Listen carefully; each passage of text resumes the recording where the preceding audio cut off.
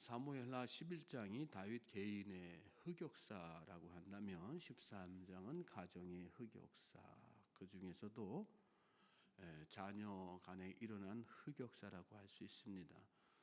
다말과 암논 이복 남매 사이에서 강간 사건이 일어나고 결국 그 일이 형제 간의 살인으로 이어지는 흡사, 다윗이 저지른 범죄, 우리아의 아내 밧세바를 간음하고 우리아를 죽게 만든 다윗의 범죄를 연상케 하는 그 있을 수 없는 사건, 벌어져서는 안 되는 사건이 가정에서 일어난 것입니다. 다윗의 가정에 왜 이런 일이 발생하게 되었는가?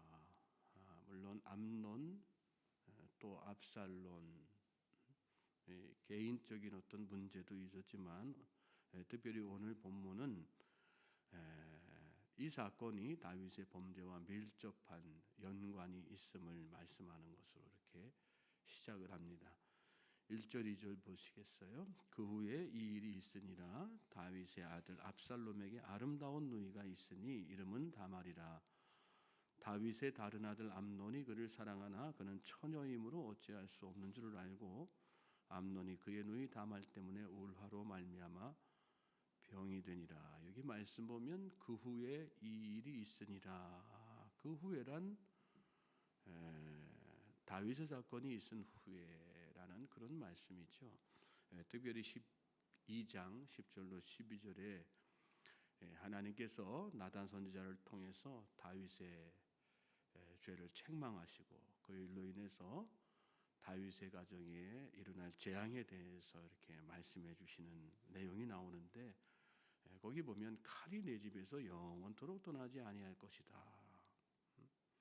또 너와 내 집에 재앙을 일으킬 것이다.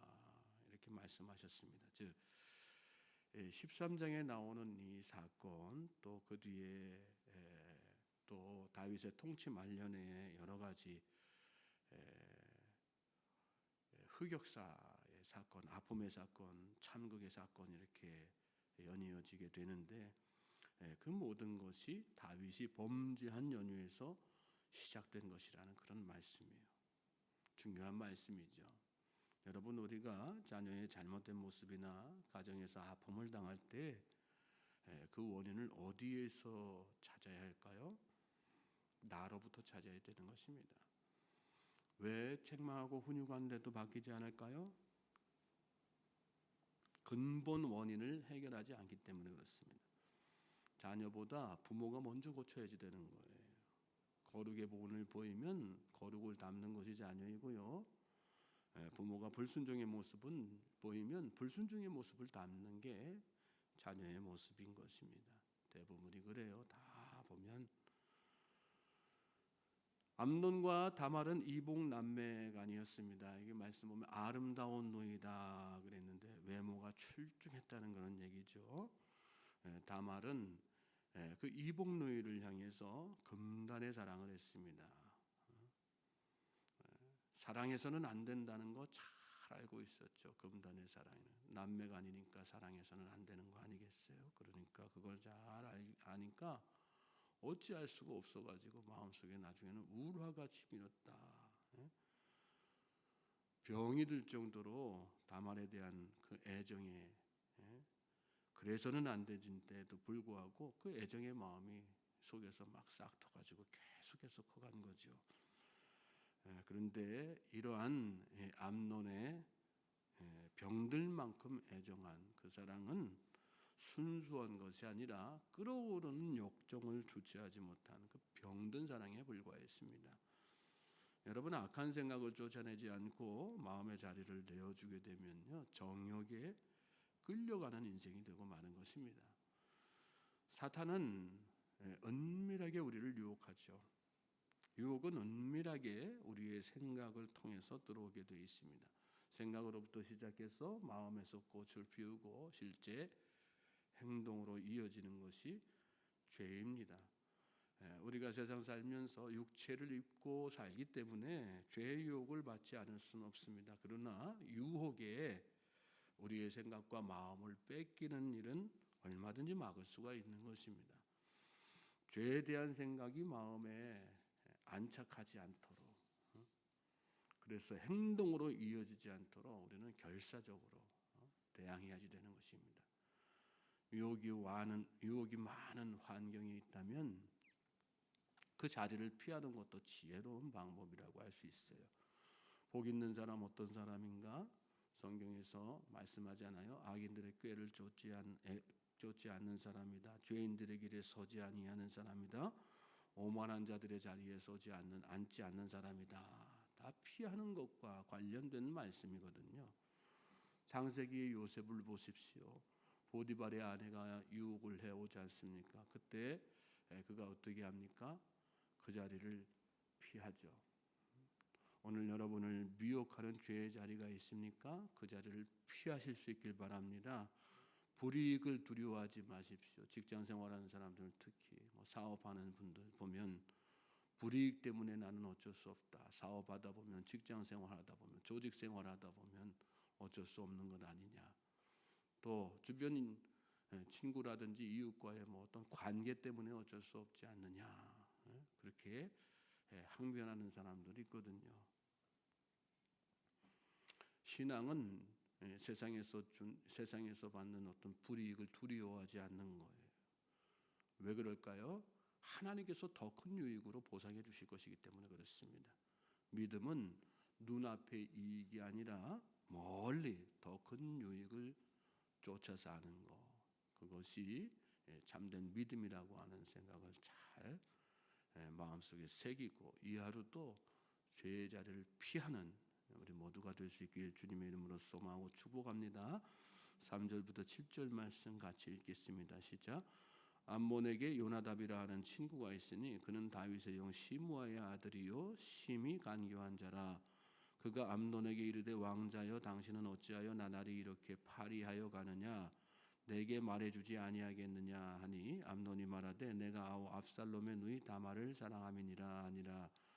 요나답이 그에게 이르되 침상에 누워 병든 채 하다가 네 아버지가 너를 보러 오거든 너는 그에게 말하기를 원하건대 내 누이 다말이 와서 내게 떡을 먹이되 내가 보는 데에서 떡을 차려 그의 손으로 먹여주게 하옵소서 하라 하니 암논이 곧 누워 병든 채 하다가 왕이 와서 그를 볼 때에 암논이 왕께 아뢰되 원하건대 내 누이 다말이 와서 내가 보는 데에서 과자 2옥연을 만들어 그의 손으로 내게 먹여주게 하옵소서 하니 다윗이 사람을 그의 집으로 보내 다말에게 이르되 이제 내 오라버니 암논의 집으로 가서 그를 위하여 음식을 차리라 한지라.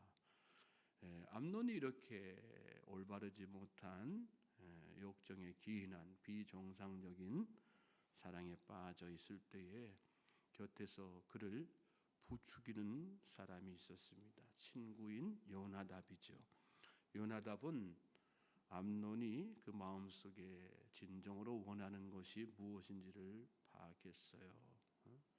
그리고 그것을 이룰 수 있는 계략을, 구체적인 방법을 가르쳐 주죠.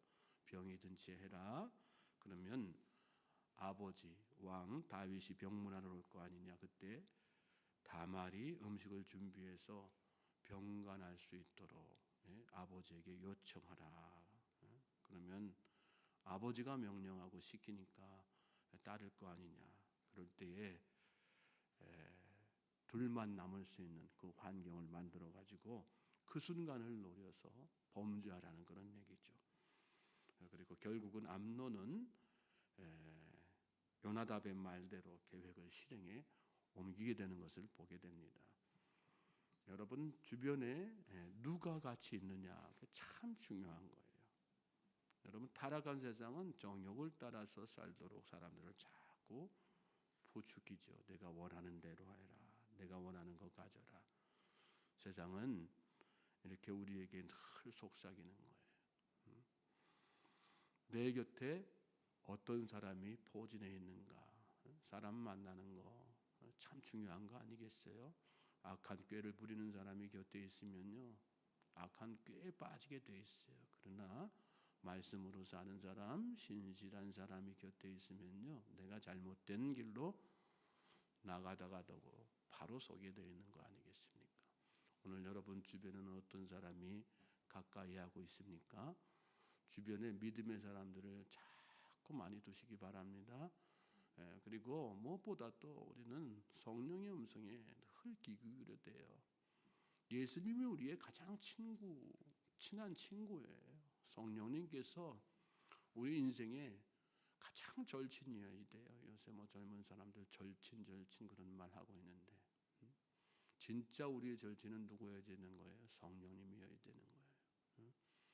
예수님은, 성령님은 우리의 가장 친한 친구세요. 그래서 우리를 가장 바른 길로 인도하시는 분이 성령님 아니시겠어요? 그래서 우리는 마음속에 누구보다도 성령님, 우리 예수님을 정말 친하게 생각하고 친밀하게 그분과 교제하고 대화하고 말씀 통해서 그분의 음성을 귀 기울이면서 그 인도하시는 대로, 가르쳐 주신 대로 따르는 거가 참 중요한 것이란 말씀이에요. 11절부터 14절 말씀, 8절부터 14절 말씀 계속해서 같이 또 읽도록 하겠습니다. 8절부터 14절 말씀 시작. 다말이 그 오라버니 암논의 집에 이르매 그가 누웠더라. 다말이 밀가루를 가지고 반죽하여 그가 보는 데서 과자를 만들고 그 과자를 굽고 그 냄비를 가져다가 그 앞에 쏟아 놓아도 암논이 먹기를 거절하고 암논이 이르되 모든 사람을 내게서 나가게 하라 하니 다 그를 떠나가니라. 암논이 다말에게 이르되 음식물을 가지고 침실로 들어오라. 내가 내 손에서 먹으리라 하니 다말이 자기가 만든 과자를 가지고 침실에 들어가 그의 오라버니 암논에게 이르러 그에게 먹이려고 가까이 가지고 갈 때에 암논이 그를 붙잡고 그에게 이르되 나의 누이야 와서 나와 동침하자 하는지라. 그가 그에게 대답하되 아니라 내 오라버니여 나를 욕되게 하지 말라. 이런 일은 이스라엘에서 마땅히 행하지 못할 것이니 이 어리석은 일을 행하지 말라. 내가 이 수치를 지니고 어디로 가겠느냐. 너도 이스라엘에서 어리석은 자 중에 하나가 되리라. 이제 청하건대 왕께 말하라. 그가 나를 내게 주기를 거절하지 아니하시리라 하되 암논이 그 말을 듣지 아니하고 다말보다 힘이 셈으로 억지로 그와 동침하니라. 육체의 정욕을 우리가 따라 살면요, 그 결과는 멸망일 수밖에 없어요. 암논은 육체의 정욕을 이기지 못하고 결국은 다말을 범하게 되죠. 그래서 이스라엘의 왕자에서 이스라엘의 가장 어리석은 자로 전락하는 것을 보게 됩니다. 오늘 우리도 마찬가지입니다. 우리가 다 하나님의 거룩한 백성들 아니겠어요? 그러나 육체의 정욕을 이기지 못하고 죄를 범하면 이렇게 비참한 상태에 빠질 수밖에 없다는 거. 하나님과의 친밀한 교제를 다 잃게 될 뿐만 아니라 세상으로부터도 어리석은 자라고 조롱받을 수밖에 없는 것입니다. 왜 오늘 이 시대에 그리스도인들이 세상으로부터 조롱당하는 사람들이 많습니까? 제대로 말씀대로 살지 못하기 때문에, 세상 사람들보다 어떤 때는 더 많이 죄를 짓고 살기 때문에 그런 거 아니겠습니까? 예수님께서 우리를 위해서 십자가 지시고 죽으신 것은 정말 위대한 사건이고요. 정말 우리가 우리의 모든 인생을 다 드려도 갚을 수 없는 정말 은혜로운 사건이에요. 그 예수님께서